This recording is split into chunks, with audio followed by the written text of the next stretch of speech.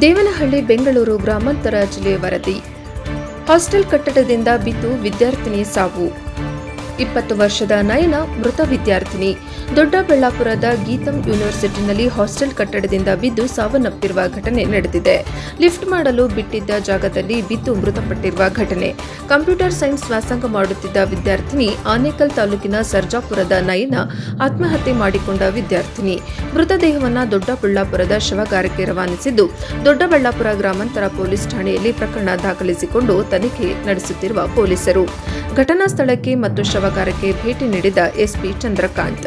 ಯುವತಿ ಆತ್ಮಹತ್ಯೆ ಕೇಸ್ ಪ್ರಕರಣ ಬೆಂಗಳೂರು ಗ್ರಾಮಾಂತರ ಜಿಲ್ಲಾ ಪೊಲೀಸ್ ವರಿಷ್ಠಾಧಿಕಾರಿ ಚಂದ್ರಕಾಂತ್ ಮಾಧ್ಯಮಗಳೊಂದಿಗೆ ಮಾತನಾಡಿದರು.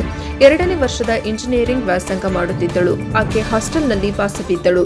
ಕಾಲೇಜಿನಲ್ಲಿ ಲಿಫ್ಟ್ ಕೆಲಸ ನಡೆಯುತ್ತಿದ್ದು 13ನೇ ಮಹಡಿಯಿಂದ ಯುವತಿ ಬಿದ್ದಿದ್ದಾಳೆ.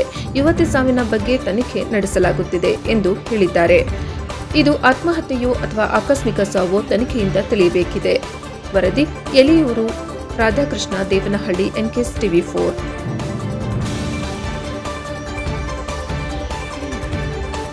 ಯೂನಿವರ್ಸಿಟಿ ದೊಡ್ಡಬಳ್ಳಾಪುರ ಗ್ರಾಮಾಂತರ ಪೊಲೀಸ್ ಸ್ಟೇಷನ್ ವ್ಯಾಪ್ತಿಗೆ ಬರ್ತದೆ.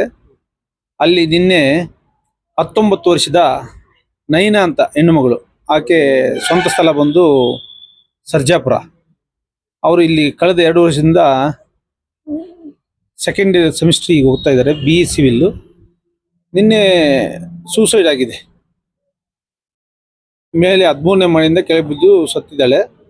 ಅದರ ಬಗ್ಗೆ ಈಗ ತನಿಖೆ ಪ್ರಾರಂಭ ಆಗಿದೆ. ಈಗ PM ಮಾಡಿ ಅವ್ರ ಪೇರೆಂಟ್ಸ್ ಕೊಟ್ಟಿದ್ದೀವಿ. ಮುಂದಿನ ತನಿಖೆಯನ್ನು ನಾವು ಕೈಗೊಳ್ತೀವಿ, ಕಾನೂನು ರೀತಿ ಕ್ರಮ ಕೈಗೊಳ್ತೀವಿ.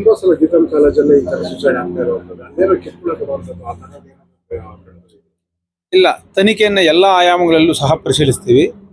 ಏನಾದರೂ ಆ ಥರ ಇದ್ರೆ ಕಾನೂನು ರೀತಿ ಕ್ರಮ ಕೈಗೊಳ್ತೀವಿ. ಈಗಾಗಲೇ ಅದಕ್ಕೆ ಸಂಬಂಧಪಟ್ಟಂತೆ ಪ್ರಕರಣ ದಾಖಲು ಮಾಡಿದ್ದೀವಿ.